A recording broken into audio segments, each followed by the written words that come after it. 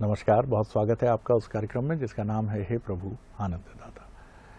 आज इस कार्यक्रम में हम जिस विषय पर बात करेंगे उसका शीर्षक कह लीजिए ग्रंथावतार।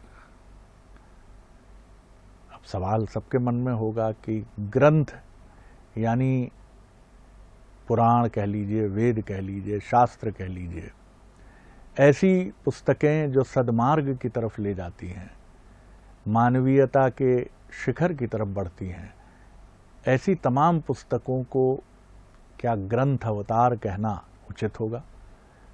जैसे प्रभु के, ईश्वर के अनेक रूपों की चर्चा हम करते हैं, कूर्मा अवतार कहते हैं, तो कहीं किसी तरह का और अवतार की चर्चा होती है, नाना प्रकार के स्वरूपों की बात होती है। अब ग्रंथ की बात करें तो आचार्य नरेंद्र देव जी का एक कोटेशन जो बचपन में मैंने पढ़ा था, मेरे मस्तिष्क में हमेशा कौंधता है कि अच्छी पुस्तकें जीवंत देव प्रतिमाएं हैं जिनकी आराधना से तत्काल ज्ञान और प्रकाश की प्राप्ति होती है। अब देखिए कितनी सुंदर बात है कि ईश्वर की आराधना तो जैसा हमने सुना है, मेरा अनुभव तो नहीं है, कि वर्षों में फलीभूत होती है, वो भी गहरी सात्विकता, गहरी ईमानदारी और गहरे समर्पण के साथ। लेकिन अच्छी पुस्तक क्षण भर में रोंगटे खड़े कर देती। पहला ही पृष्ठ पलटा आपने और आपने पढ़ना शुरू किया मृत्युंजय, कर्ण का स्वरूप उसमें जिस तरह से शिवाजी सामंत ने, जो पढ़ने के शौकीन हैं, वो पढ़कर, मैंने भी जब उस पुस्तक को पहली बार उसकी प्रशंसा सुनकर पढ़ा, मराठी के लेखक हैं शिवाजी सामंत, और कर्ण की आप कह सकते हैं कि एक, बल्कि पूरे जो कुरुक्षेत्र के तमाम योद्धाओं की आत्मकथ्य कह लीजिए आप, इस पुस्तक को नहीं पढ़ी हो तो अवश्य पढ़िएगा, बड़ा अच्छा ट्रांसलेशन है। तो ये चीज जब हम देखते हैं तो समझ में आता है कि ग्रंथ की शक्ति क्या है। जब रामचरितमानस दादी, नानी या माता पिता घर में खोलकर हम बचपन में सुनते थे, और हमारी पीढ़ी ने तो वो समय भी देखा है कि रेडियो स्टेशन में एक बड़ी मधुर रिकॉर्डिंग बचपन में गूंजा करती थी, और उसकी जो रिदम और लिरिक थी वो ऐसा लगता था कि एक गहन शांति की वर्षा कोई करता चल रहा है। और इसी तरह आपका जब जिस धर्म के आप हों, जिस रिलीजन को आप फॉलो करते हैं, उस रिलीजन की जब वाणी आप सुनते हैं तो ग्रंथ कितना महत्वपूर्ण है। ईश्वर को तो हमने देखा नहीं, लेकिन ईश्वर की जो बात है वो इन्हीं ग्रंथों के माध्यम से तो हम तक पहुंचती है। तो कितना अद्भुत स्वरूप है इन ग्रंथों का। लेकिन ग्रंथों के क्या इस महत्व को हम सोचते हैं, समझते हैं? सबसे पहले ईश्वर की प्रतिकृति तो हमारे ग्रंथ ही हैं। आज इसी को हम समझेंगे।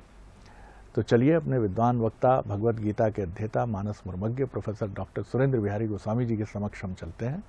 प्रणाम कर रहा हूँ गोस्वामी जी। शरद जी, आज आपने बहुत दिव्य विषय लिया है और इसकी क्लिष्टता को थोड़ी सहज बनाने के लिए जी पहले हम पुस्तक, बुक, किताब, ग्रंथ, इनके भेद नहीं करेंगे जी। इस समानार्थी शब्द ही ये कहेंगे, लेकिन कोई पुस्तक, कोई किताब, कोई बुक ग्रंथ कब हो जाता है इसको जरूर हम समझेंगे। ग्रंथ एक व्यापक शब्द है जिसके भाग में ये सब आते हैं, कहानी, उपन्यास, कथा इत्यादि इत्यादि, ये सब ग्रंथ के भाग हैं, ग्रंथ के भाग, ध्यान रखिएगा। लेकिन ग्रंथ की व्यापकता क्या है?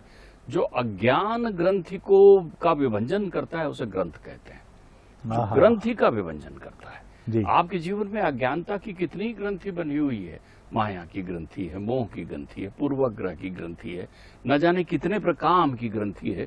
तो ये तमाम ग्रंथियों को, अर्थात इन उलझनों को जो सुलझा दे वो ग्रंथ होता है।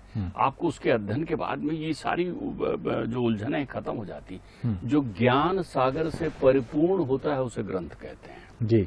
ज्ञान सागर से आप्लावित सागर की तरह होता है ग्रंथ आपके पास, जो आपको जीवन जीने की शिक्षा देता है, जो आपको जीवन के प्रति मार्गदर्शन देता है, जो स्वयं प्रकाश युक्त होता है वो ग्रंथ होता है। जो आपने अंतर प्रेरणा का हर शब्दों में, ध्यान रखिएगा, अभी आपने रामचरितमानस का नाम लिया, जिसके प्रत्येक शब्द मंत्र होते हैं वो ग्रंथ होता है। वाह वाह, इसके प्रत्येक शब्द। इसलिए आप ध्यान रखिएगा, ऐसी कोई पुस्तक, ऐसी कोई बुक, ऐसी कोई स्टोरी जो पूर्वग्रह से भरी हुई हो बायस्ड हो, वो ग्रंथ की श्रेणी में नहीं हो सकती।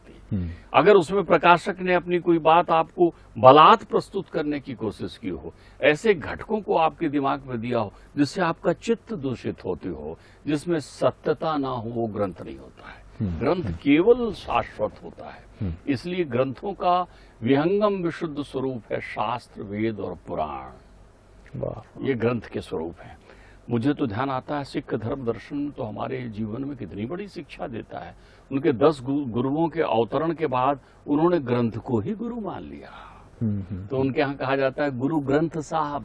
ध्यान रखिएगा, उस ग्रंथ की पूजा करते हैं। उस ग्रंथ की पूजा केवल नहीं करते, उसको पढ़कर अपने जीवन को सन्मार्ग पर ले जाने की शिक्षा वो प्राप्त करते हैं। इसलिए उस ग्रंथ को पढ़ने वाला ग्रंथ ही कहलाने लगता है कि ये पढ़े हुए हैं और ये मार्गदर्शन दे सकते हैं। और उसमें हमारी गुरुवाणी लिखी हुई है। उन्होंने जो मार्गदर्शन बताए हैं, ऐसे ही ईश्वर द्वारा प्रदत्त वाणियों को संतों ने जो विभिन्न स्वरूप में पिरोकर आपको प्रस्तुत किया और उनसे मार्गदर्शन प्राप्त करके साहित्य सृजनशीलता और नाना प्रकार के विद्वानों ने जिन्हें स्वरूप प्रदान किया जिससे आपको जीवन में मार्गदर्शन मिले, वो ग्रंथ कहलाते हैं। तो हमारे ग्रंथ की बड़ी उपयोगिता है इस स्वरूप में। हमारे यहाँ ग्रंथ को पढ़ते पढ़ते, जैसे कहा गया ना, जानत तुमई हो जाए।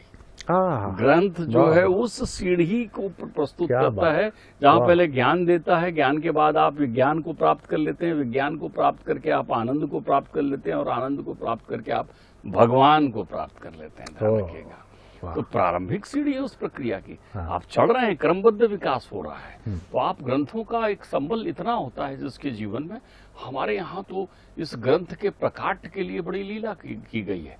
हमारे यहाँ ग्रंथावतार शब्द का जो आपने उपयोग किया, तो सबसे पहले अवतरण करने के लिए माध्यम की आवश्यकता थी।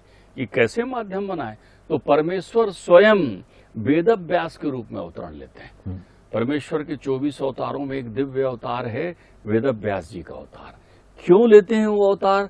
ताकि वो तमाम ज्ञान की प्रक्रियाओं को ग्रंथ के स्वरूप में प्रकट कर सकें। श्रीमद् भागवत में तो एक बहुत सुंदर श्लोक में भी समाहित है और सुखदेव जी ये बात परीक्षित को भी बताते हैं जब वो पूछते हैं कि ये भागवत पुराण जो है इतना दिव्य क्यों है, ये ग्रंथ इतने दिव्य क्यों है, इतने तेजस्वी क्यों है, ये ऐसे कैसे संताप का हरण कर लेते हैं।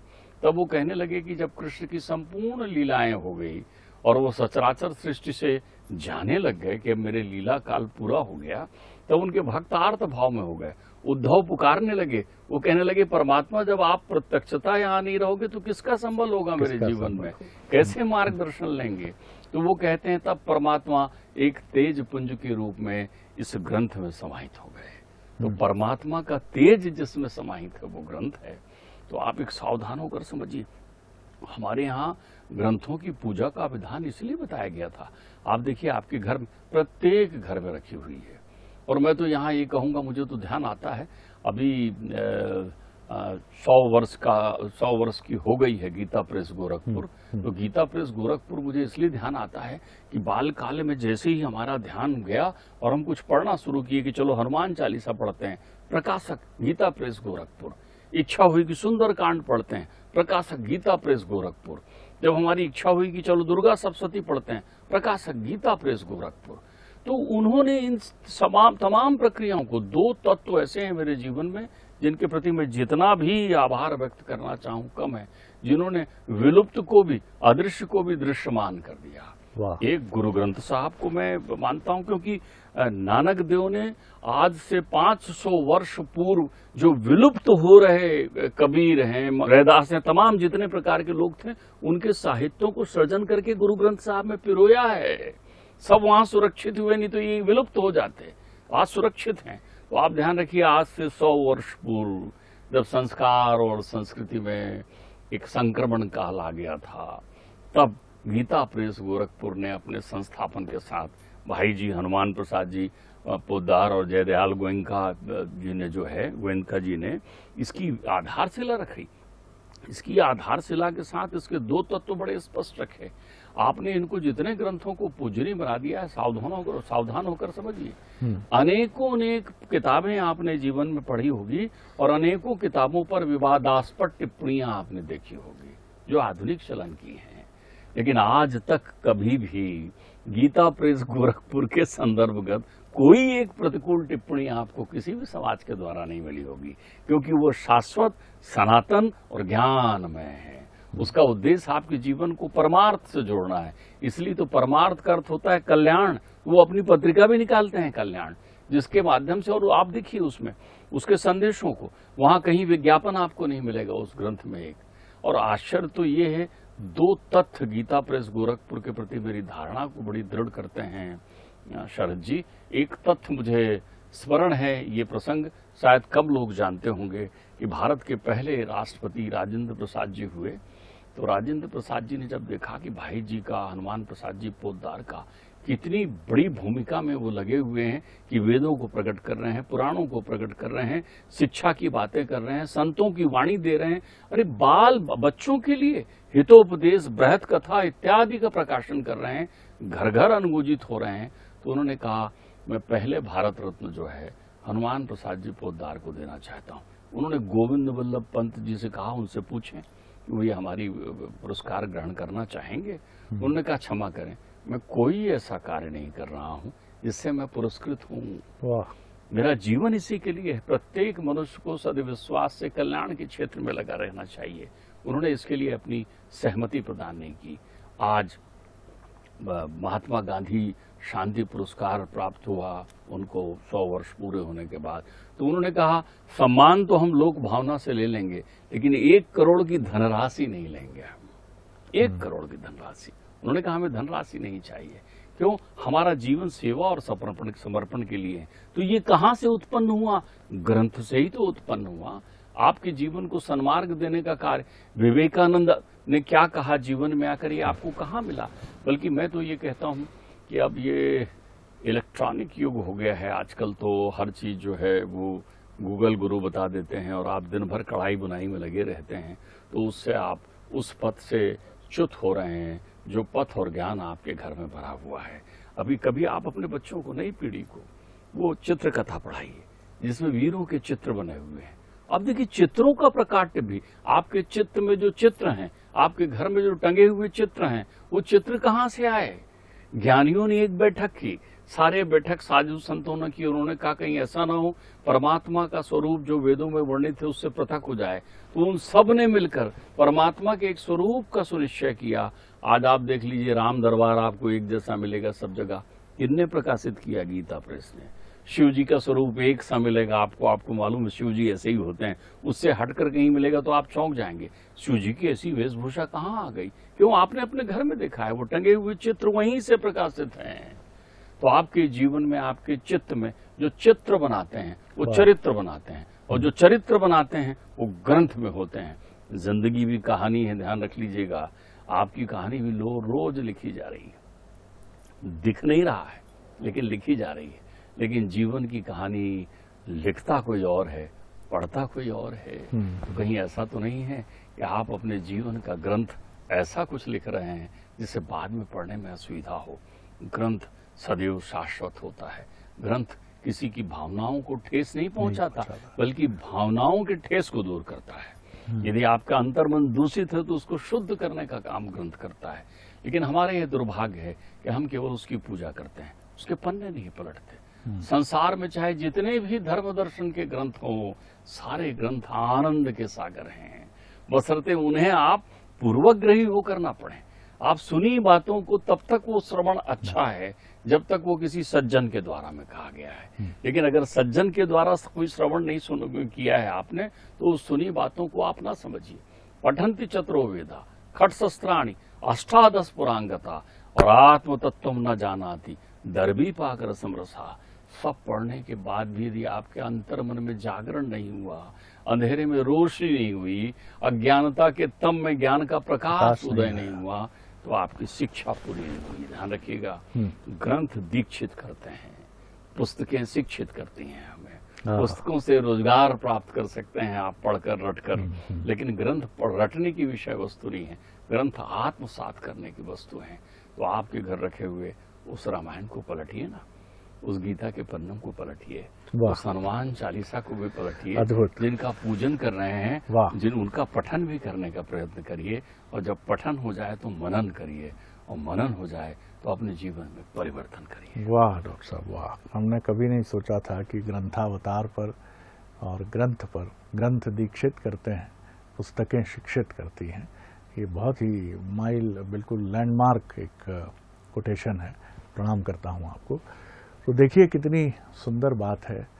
और मैं सोच भी रहा था कि जो लोग पुस्तकों को भी आत्मसात कर जाते हैं, वो एपीजे अब्दुल कलाम हो जाते हैं, वो जगदीश चंद्र बसु हो जाते हैं, वो रविन्द्रनाथ टैगोर हो जाते हैं। तो जिसने पुस्तकों का आत्मसात किया वो विद्वता के शिखर को छूता है, और जिसने ग्रंथों को आत्मसात किया वो पता नहीं तुलसी हो जाता है, कबीर हो जाता है। आखिर ईश्वर से पहला साक्षात्कार तो ग्रंथ ही कराते हैं।